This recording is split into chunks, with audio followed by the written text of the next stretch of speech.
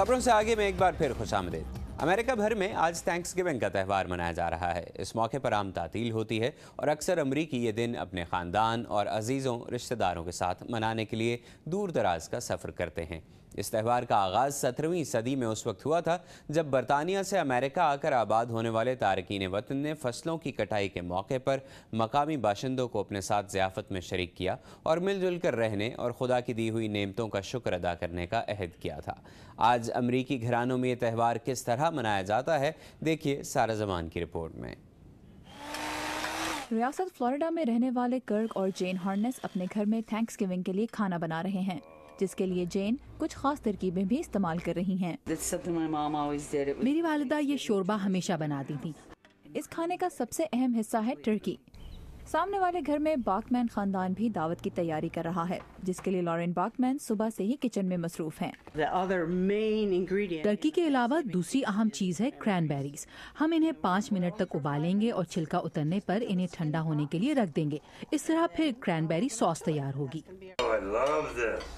मेरे लिए थैंक्सगिविंग का मतलब है अपने खानदान के साथ वक्त गुजारना और खुदा की नेमतों का शुक्र अदा करना। लॉरेन की बहन और बहनोई भी उनके साथ थैंक्सगिविंग मना रहे हैं। उनके पास भी खुदा का शुक्र अदा करने की बहुत सी वजूहात हैं। मैं अपने बच्चे, पोते, पोतियों और अपने पर खुदा के करम के लिए शुक्रगुजार हूँ। और कर्क हार्नेस कहते हैं कि आज़ाद फ़िज़ा में सांस लेना भी एक ऐसी नेमत है जिसके लिए खुदा का शुक्र अदा करना चाहिए। बरतानिया से भी आज़ादी की तलाश में यहाँ लोग आए थे और आज हमें तमाम तर आज़ादियाँ हासिल हैं।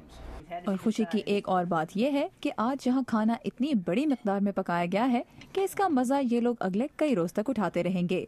डेब्रा ब्लॉक के साथ सारा जमान, उर्दू VOA।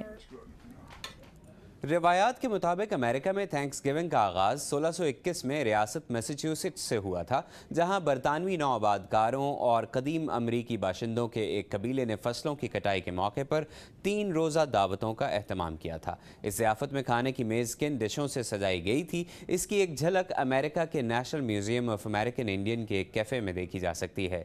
ये कैफ़े इस दौर के कौन कौन से खाने पेश कर रहा है, तफसीलात बता रहे हैं साकिबुल इस्लाम। क्रैनबेरीज के रस में बना टर्की अमरीकी त्यौहार थैंक्सगिविंग का एक अहम हिस्सा है, जो इस कैफे की सबसे मशहूर डिश भी है। रिचर्ड हेट्सल मित्जियाटम नामी इस कैफे के हेड बावर्ची हैं। कैफे का नाम डेलावेयर की जबान पे स्कॉटवे से अख्ज़ किया गया है, जिसका मतलब है आइए खाना खाइए। कैफे में खाना ऊपर की मंजिल पर खाया जाता है, जबकि नीचे एक बड़े किचन में इसे पकाया जाता है। रिचर्ड इस किचन में 60 लोगों के साथ काम करते हैं और हर रोज़ 75 से 100 मुख्तलिफ पकवान तैयार करते हैं, जिनमें मकामी कदीम रेड इंडियन कबाइल के खानों की झलक है। जैसा कि शुमाल मगरबी बहरुल काहिल के समंदर की ये सैमन मछली, जिसे सलाद और चावलों के साथ पेश किया जाता है। इसमें ब्लूबेरीज और चिकंदर भी डाला जाता है, जो मौजूदा दौर के रवायती पकवान से कुछ मुख्तलिफ है। एक मुकामी रवायती पकवान तैयार करने के लिए आम डगर से हटकर खाना बनाना होता है। जो रोटी वो बनाते थे वो खुश्क और मोटी होती थी ताकि वो जल्द खराब ना हो। इस किस्म का खाना यहाँ आने वाले सयाहों को खिलाना शायद मुश्किल हो, लेकिन जहाँ तक थैंक्सगिविंग के दीगर खानों का ताल्लुक है, अमेरिकन इंडियन कबाइल के दूसरे खाने थैंक्सगिविंग के त्यौहार पर यहाँ बड़े शौक से खाए जाते हैं। हमें मालूम है उन्होंने टर्की खाया होगा क्योंकि ये वाफिर मिकदार में मौजूद था। हरन का गोश्त भी, झींगे और चावलों का सलाद, ये सब कुछ। और ये सब रवायती खाने आपको यहाँ मिलेंगे, जैसा कि ये सूप, जो आमतौर पर घरों में थैंक्सगिविंग के मौका पर पकाया जाता है।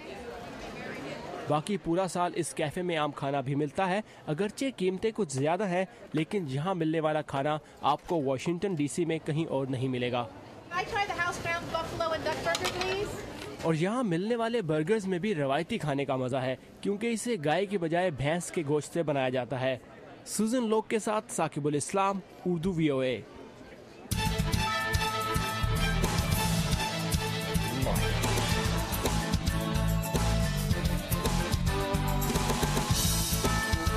आज की टॉप स्टोरीज और उस पर माहिरीन के तबसरे प्रोग्राम इन द न्यूज़ में।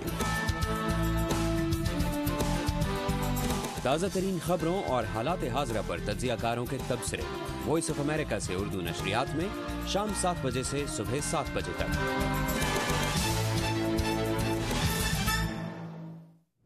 यहाँ पर एक ब्रेक। और अमेरिका में मुअम्मर अफराद की देखभाल के मराकज़ किस तरह काम करते हैं, इस पर एक रिपोर्ट ब्रेक के बाद।